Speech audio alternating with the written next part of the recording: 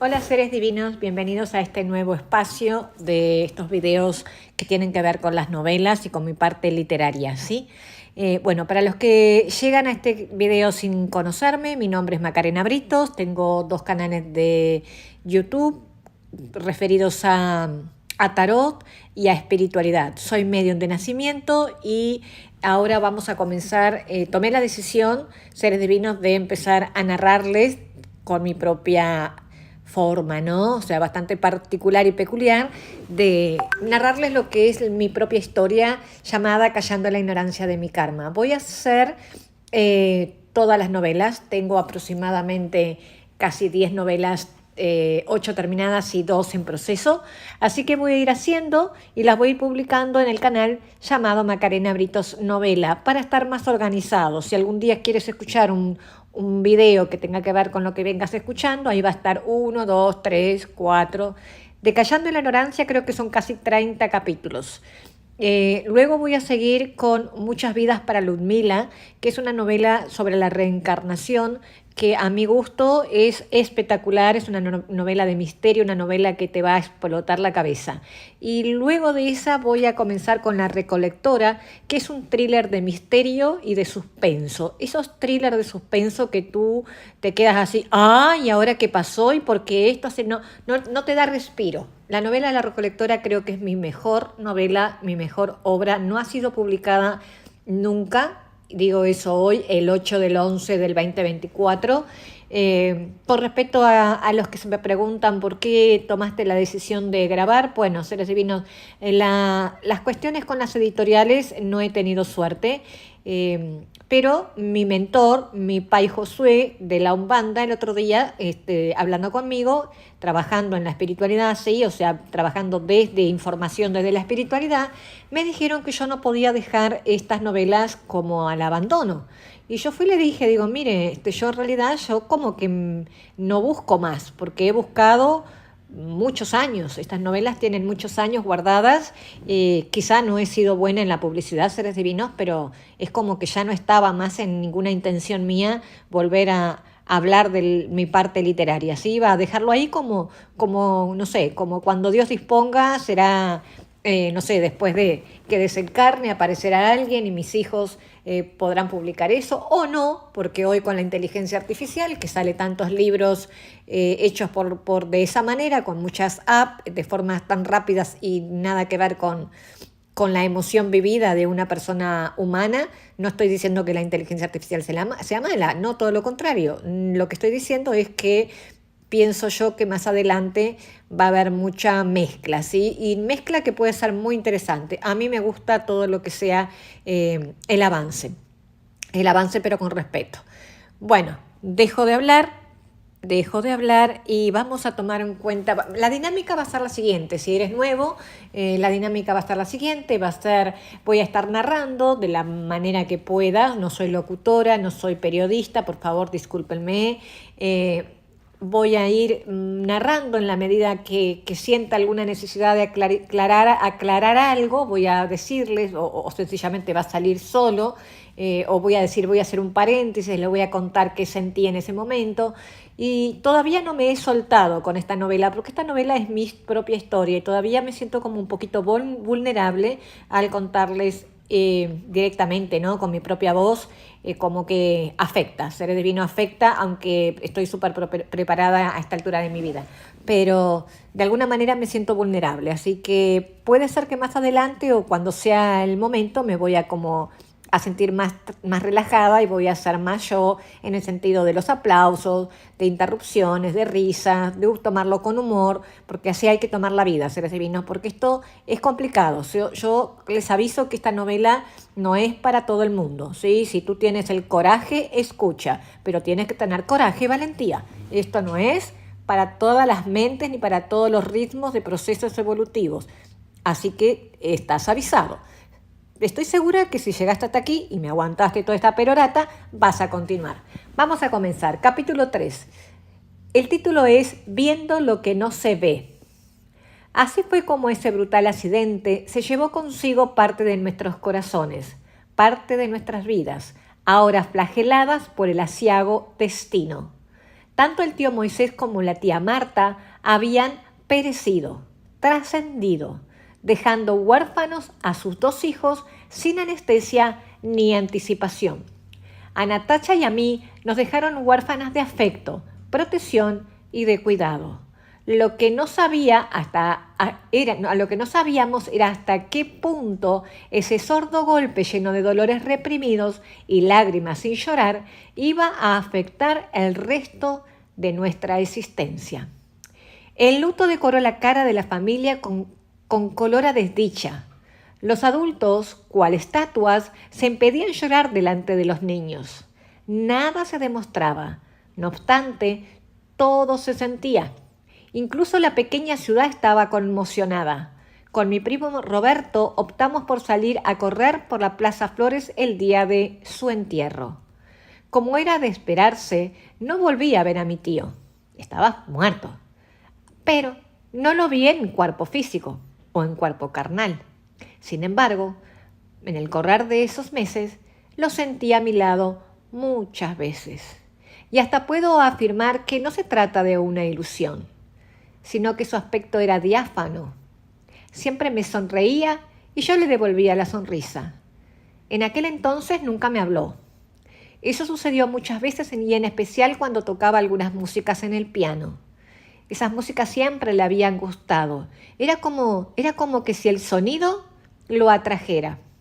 Era sentarme en el piano y era tocar las músicas que a él le gustaba y sentía en mi hombro el apretar de su mano.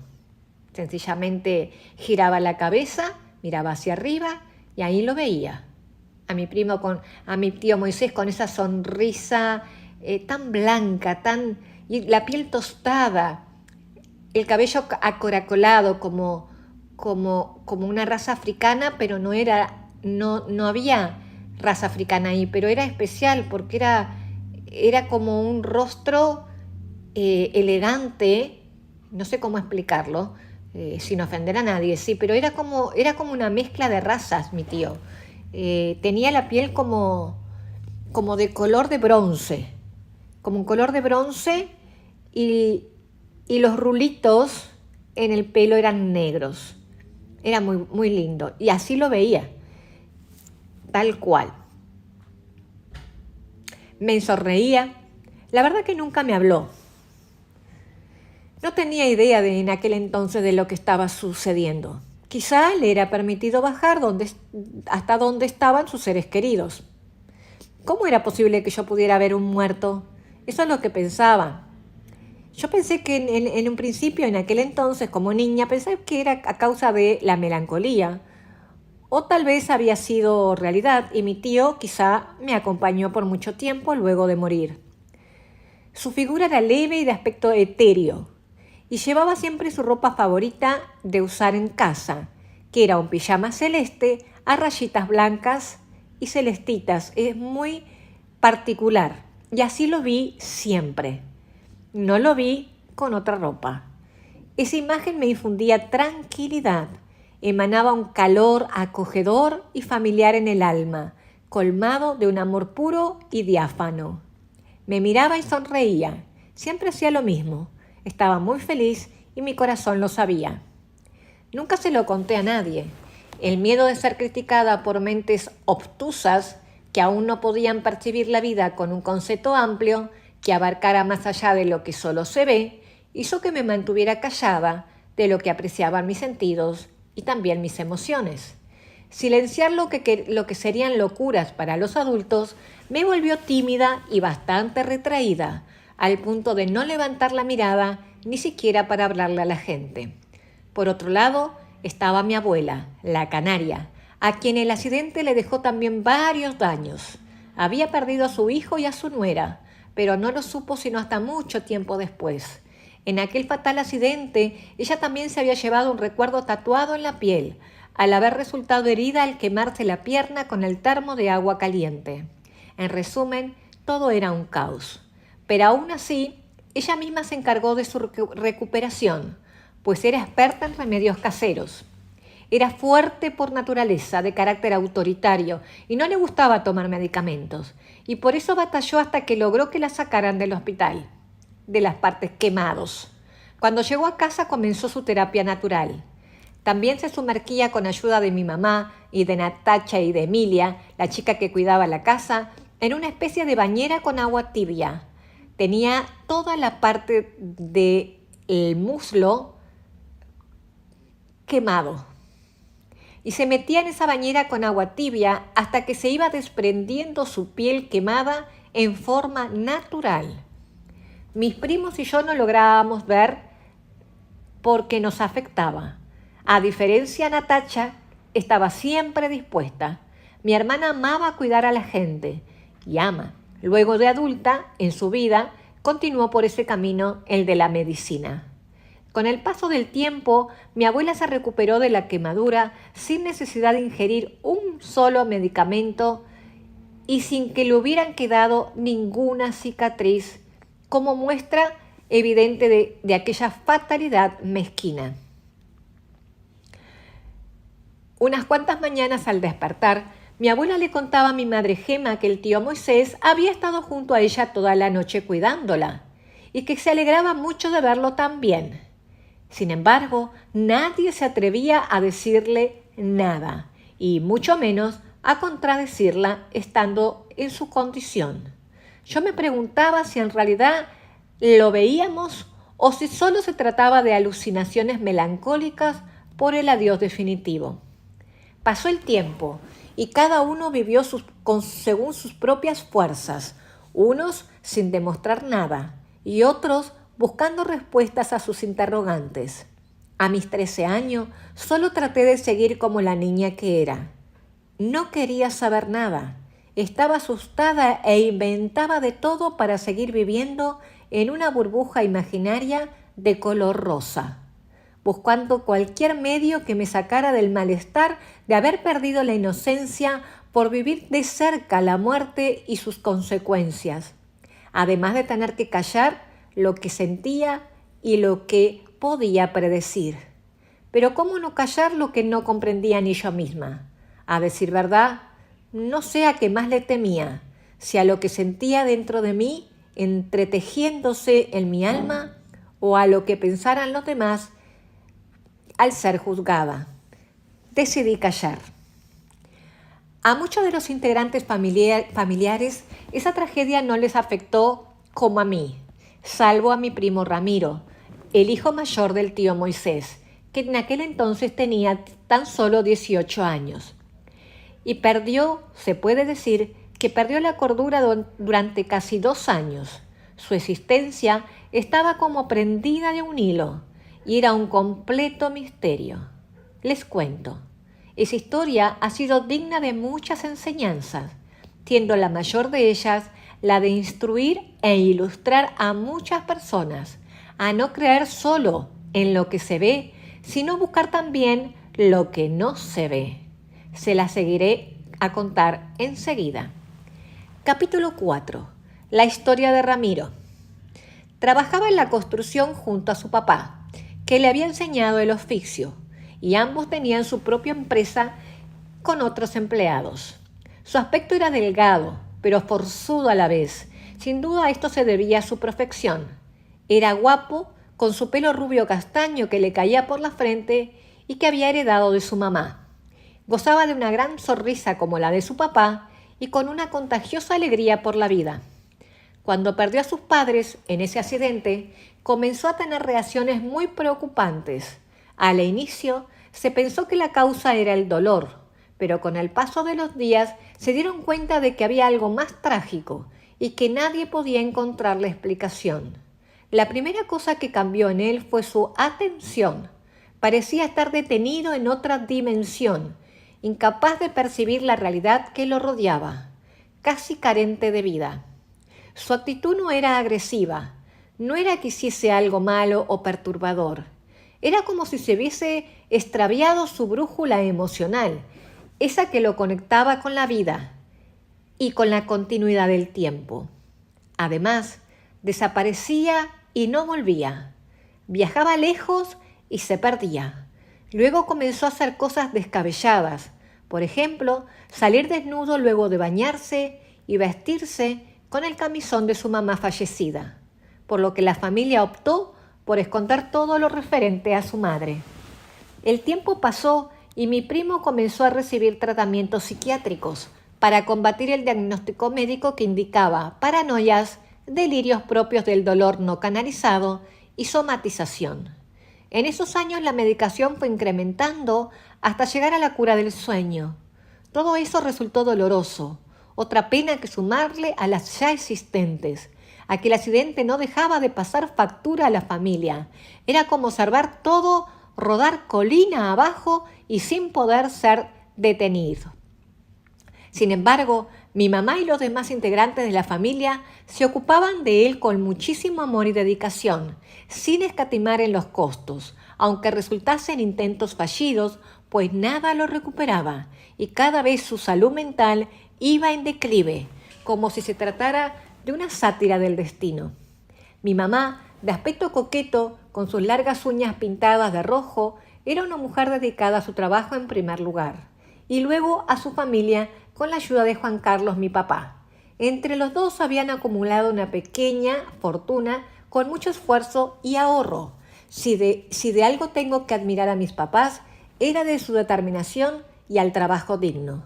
Con mi hermana hemos mamado eso desde la cuna y nos fue de ejemplo en la vida.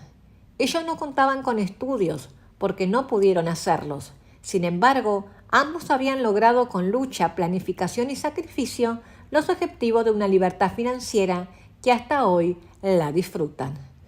Mi mamá era quizá la que más dinero ganaba y mi papá era el autor intelectual con una visión de invertir el capital en propiedades a bajo precio para reformarlas y luego las vendía. Y así salieron de la clase de muy pobre a una muy acaudalada. Mis papás vinieron del campo y nunca terminaron sus estudios. Y entre los dos, y trabajando mucho, nos cuidaban en un bello hogar lleno de amor, chimeneas calientes en invierno y fiestas familiares con muchos regalos. En ese medio familiar se quedó mi abuela.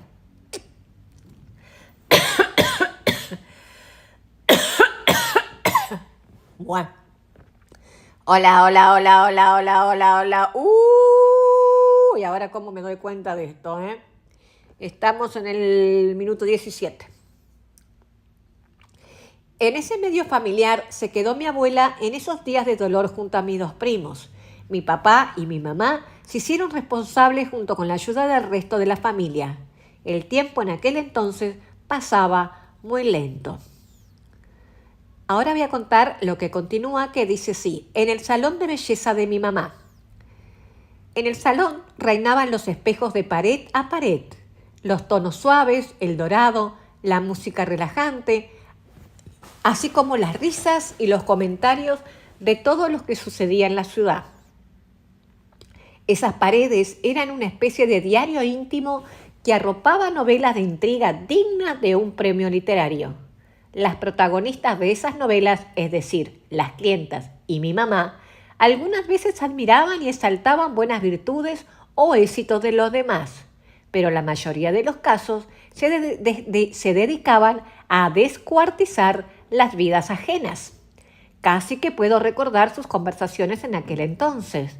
Una en particular, que es necesario en este contexto de la historia de mi primo Ramiro, es la que le vengo a contar, que decía de esta manera: ¡ay, por Dios! ¿No se enteraron de la Catalina? La mujer casada con Josecito, hija del carnicero Pelufo, la nieta del loco que se sacaba la ropa en pleno juego de fútbol de la rabia. ¿Se acuerdan? Sí, Juanita, ¿qué pasó en realidad? El marido, un jugador empedernido, estaba en el casino. Ella, ya desconfiada de que algo no anduviera bien, lo siguió esa noche en el auto y resultó que ese hijo de su madre se fue a un motel. ¡Ay, qué situación, Juanita!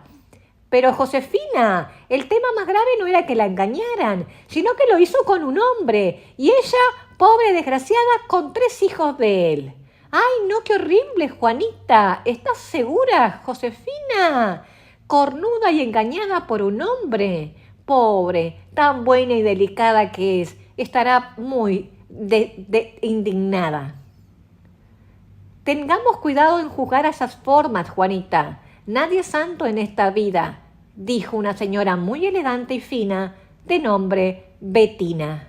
Bueno, es lo que andan diciendo, retrucó Juanita, sin culpa alguna en sus comentarios sobre la otaria que trabajaba de actuaria, o sea, la María Catalina Robles. El tema siguió por horas entre las chismosas del día, mientras Bettina observaba a mi mamá por el espejo, notando que no se encontraba bien. Ella, ante la dulzura de los ojos de Bettina, le fue contando su dolor y preocupación que tenía con mi primo Ramiro. «Ay, Bettina, no sé qué hacer», le dijo mi mamá. «Estoy preocupada. En 3 días tengo que llevar a mi sobrino Ramiro a Montevideo para internarlo en un psiquiátrico». La señora, a la que para nada le gustaban esos comentarios de la vida ajena, con su delicadeza para hablar y mirando a mi mamá a través del espejo, mencionó: «Amiga Gema, conozco un lugar en Livramento, ahí en Brasil, llamado Centro Espírita de Caridad, donde reciben casos como los de tu sobrino, y en poco tiempo se recuperan». «¿Y de qué se trata?», preguntó apresurada y con una luz diferente en la mirada a mi mamá. «No hay nada de qué asustarse. Son personas que no cobran y no cuesta probar. Sería como una última alternativa». «Y sí. ¿Y qué es lo que hacen?», le preguntó mi mamá nuevamente. «Son grupos grandes de personas muy cultas que estudian los principios de la doctrina de los espíritus recopilada por un médico francés llamado Allan Kardec, todo bajo la orientación moral de Jesús. Ellos creen en el espíritu. Ellos creen que cuando muere continúa su vida en otro plano, siendo el mismo que era antes de morir. Una amiga me ha hablado mucho de esos lugares donde encontró la paz y las respuestas que buscaba. Ellos cumplen la función de orientar y consolar en situaciones como la tuya, con un problema que la ciencia no puede solucionar. Quizás se trate de algo espiritual lo que tiene Ramiro, tu sobrino». «La verdad es que no sé, Bettina, si creer más en esas cosas. Ya hemos hablado con un cura, con un pastor, y no me dicen nada en concreto, por más buenas intenciones que muestren en dedicarse a curar a Ramiro». Mi madre dijo con genuina preocupación: «A ver, Gema, no pierdes nada. Haz el último intento. Te dejo la dirección y el teléfono en esta agenda». Y ahí fue escribiendo. Le dejó, le anotó y después le dijo: «Besos, suerte». No quiso ser insistente. Mi mamá tomó el papel que estaba arriba del escritorio donde ella cobraba, en la caja, y se lo guardó en el bolsillo. Pero igual le dijo: «Mirá, no sé si vaya. Eso de ir a lugares donde hablan con los muertos, la verdad que no me gusta. La verdad que bastante me asusta», argumentó, mirando el rostro de su clienta mientras le pagaba la cuenta. «Creo que está siendo bastante prejuiciosa». «Con lo que no conoces, Gema, amiga», contestó con calma Bettina y se fue con una bella sonrisa desafiando el viento. En ese instante mi mamá comenzó a interesarse sobre el lugar del que había estado hablando la señora, que trataba temas tan poco hablados por el común de las personas. No estaba aún convencida, pero sabía que no tenía nada que perder. Su sobrino Ramiro estaba a punto de ser conducida al cautiverio de un psiquiátrico por orden médica, luego de haber intentado todo lo que conocían. Sabíamos cuál era el destino más seguro después de enviarlo a un lugar así, por lo que mi mamá decidió probar su última tentativa. Al día siguiente le contaron a Ramiro que iban a ir a un lugar especial, aclarando que no les iban a hacer ningún daño, ya que él se asustaba mucho debido a los grandes tiempos de auxilio de médicos y sanatorios. Entonces esa misma noche partimos todos con mi primo, que estaba como un sonámbulo. Mi papá fue quien nos llevó. Él era como una especie de chofer que nunca se bajaba de los lugares. Siempre se quedaba en el auto leyendo su diario del día. Era todo un intelectual autodidacta. Conocía de todos los temas y se sentía muy orgulloso de eso, ya que no había tenido la oportunidad de estudiar en su época de adolescente por razones familiares y financieras. Tuvo que trabajar a temprana edad, al igual que mi mamá. Esa noche, que nos llevó a Ramiro y a nosotras, en aquel lugar sucedieron las cosas más extrañas que en mi corta vida había visto y oído. Y eso que ya había visto a mi tío Moisés luego de que muriera, aunque no tuviera seguridad en esos tiempos de que fuera algo real. Era un secreto mío, pero ese día con mi primo Ramiro, en el centro espírita, todo fue muy diferente. Y mi mamá y mi primo, a mi mamá y a mi primo los llevaron a una especie de sótano en la que parecía ser una iglesia común, pero simple. Todo era muy blanco y sin la arrogancia de las iglesias a la que yo estaba acostumbrada, tan llenas de extravagancias. Mientras tanto, permanecí con mi prima Estela y mi hermana Natacha, esperando solas en ese espacio tan grande y sin nadie más. Al pasar unos momentos, observamos ese sitio tan diferente y sencillo y comenzamos a aburrirnos. Y por la curiosidad empezamos a inspeccionar la zona sin saber a ciencia cierta qué es lo que estábamos haciendo. Si bien yo ya tenía 15 años y Estela unos más, por alguna razón nos pusimos a hacer picardías cuando de repente, para nuestro asombro y con cara de terror, escuchamos la voz exacta de mi tía Marta, que ya tenía 2 años de fallecida. Mi prima Estela y yo nos miramos con aquel miedo implícito en las miradas. No habíamos escuchado mal. Sin duda, era ella con aquella peculiar forma de hablar, con aquel acento brasileño entremezclado con el español. Nos miramos y quedamos pasmada de miedo. Así que corrimos impedidas a la búsqueda de esa voz hasta que llegamos a un corredor largo, por el que continuamos hasta dar con una puerta que estaba entreabierta. Ambas fuimos sigilosas al acercarnos. El susto era grande, pero nuestra indiscreción era mayor. Así que asomamos nuestros rostros por la pequeña parte de la puerta abierta, observando hacia el interior de la habitación. Allí se encontraba una señora grande y robusta, que hablaba con la voz de la tía Marta. Estaba en el medio de un grupo de personas que la rodeaban en una rueda de manos, con sus miradas al suelo, como si rezaran en silencio. La señora desconocida hablaba enojada con la voz de mi tía Marta y decía en idioma portugués: «No me voy a ir sin mi hijo», gritaba. «Eu não vou me embora sem meu filho», faló. Nosotras nos estrujamos una a la otra con los dientes apretados. «Señora, usted tiene que continuar su camino de luz.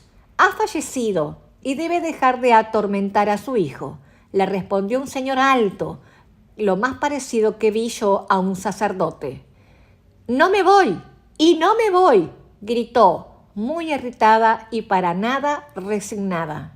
«Señora, usted está fallecida. Lo que siente es un reflejo de su cuerpo, pero ahora está en espíritu y debe partir al otro plano, donde será ayudada por los seres de luz a encontrar su lugar para continuar con su educación moral». «No me voy a ir sin mi hijo», volvió a gritar mi tía Marta. «Solo me voy a ir si él se viene conmigo», insistió, sin cansancio y emanando un olor a rancio en ese lugar. Entonces, una de las personas del grupo nos vio espiando y salimos disparadas de ese lugar. Con lo que habíamos escuchado, nos bastaba para sacar nuestras propias conclusiones, aunque fuéramos solamente unas adolescentes. Agitadas, temblando y con el corazón en el pecho retumbando, escapamos con una mezcla de susto y confusión. Natacha, al contrario, estuvo entretenida en un rincón de libros infantiles. Creo que no llegó a ver nada. Por muchos años no supimos cómo mi tía Marta hablaba en otro cuerpo, y tampoco se volvió a comentar sobre lo que habíamos visto, porque nadie nos creía nada. Por años esta historia quedó cubierta por un velo. Simplemente no era el momento de saber más que eso en ese tiempo. Lo cierto es que esa experiencia extraordinaria y sobrenatural algún día daría sus frutos, aunque por miedo, ignorancia y vergüenza pasaron años para que eso sucediera. Cuando mi mamá y mi primo salieron de ese sótano, Ramiro vino diferente. Se notó que había llorado mucho, pero sonreía, ya te miraba a los ojos y hablaba de forma normal. Ese día durmió sin necesidad de calmantes, y a los 3 días de visitar el centro espírita, ese pequeño hombre de 20 años, cuyo destino era pasar el resto de su vida en un psiquiátrico, se encontraba casi sano por completo. Él Nunca recordó bien lo que había pasado y nadie se lo contó. No era necesario atormentarlo más. Muchos años después, siguió frecuentando ese lugar lleno de amor y ayuda fraterna de la ciudad de Livramento, que para nosotros era como una especie de hospital espiritual o de socorro que atendía a las personas de forma gratuita. Mi primo, se podría decir, volvió a la vida y se enamoró de Emilia, la chica que cuidaba en ese momento a mi hermano menor, Lucas, que era un bebé en esos días. Era el varón tan esperado por mi mamá y mi papá que llegó por sorpresa cuando yo tenía 15 años. Fue una bendición y un completo bálsamo para la familia en ese momento de tantos dolores y muertes. Trajo a nuestro hogar la vida, la alegría de los juegos de niños, el llanto de bebé que invadió la casa y, por supuesto, a Emilia, quien lo atendía y lo malcriaba al igual que lo hacíamos Natacha y yo. Emilia y Ramiro se casaron y formaron una hermosa familia y 2 hijas encantadoras de esa unión. Sus vidas estuvieron llenas de felicidad y de buenas obras. Él se caracterizó por tratar siempre a las personas con mucha formalidad, respeto y calma. Era un ser dedicado por completo a su familia y a su bienestar. Vivió hasta la edad de los 50 años.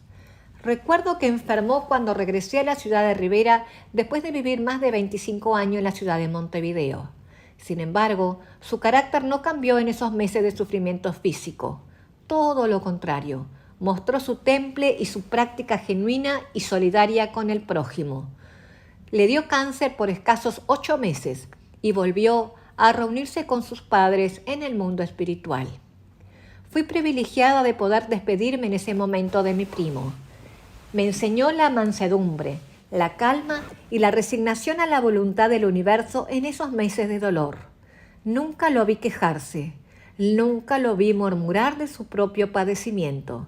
Todo lo contrario, continuaba preocupándose por los demás antes que de él mismo, con una abnegación que era palpable. Dejó un legado con su conducta que pocos logran hacer y culminar, solo aquellos llenos de paz interior y con una seguridad plena de una eternidad de vidas. Supo hacer buen uso de la segunda oportunidad que la energía superior le otorgó y se fue a lo alto, con los bolsillos llenos de buenas virtudes, de inteligencia y buenas obras, sin ostentación y sin soberbia.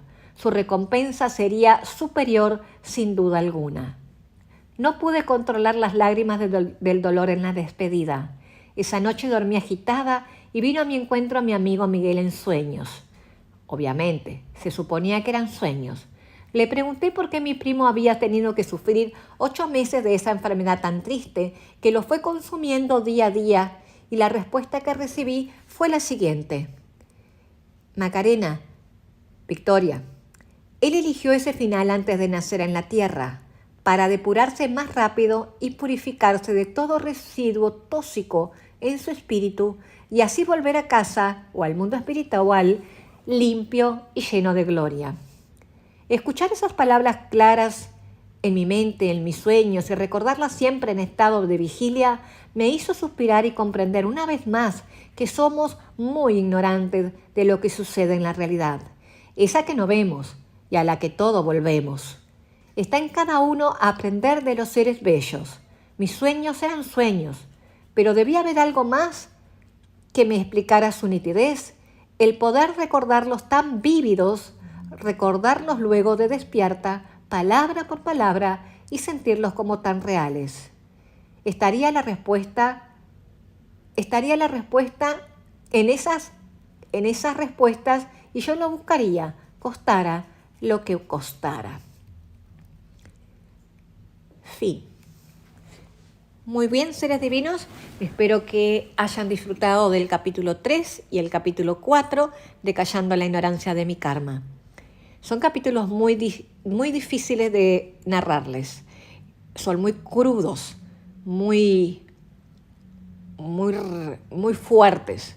La historia de mi primo Ramiro ha dejado un legado familiar tremendo, que ya se darán cuenta en los próximos capítulos, mucho más allá adelante, cómo esta historia de Ramiro y cómo esa historia de mi tía Marta y cómo la historia del centro espírita en esa época, que quedó por muchos años oculto, salió a la luz mucho tiempo adelante y ahí te dejo con la incógnita. Continúa escuchando los capítulos de Callando la ignorancia de mi karma ser divino, porque te puedo asegurar que en estas letras hay mucha, mucha experiencia. Y estoy segura de todo corazón que tú sabrás tomar tus propias conclusiones, tus propios argumentos y a tu propio ritmo, como siempre digo, y suavemente. Ahora sí, me despido. Namaste.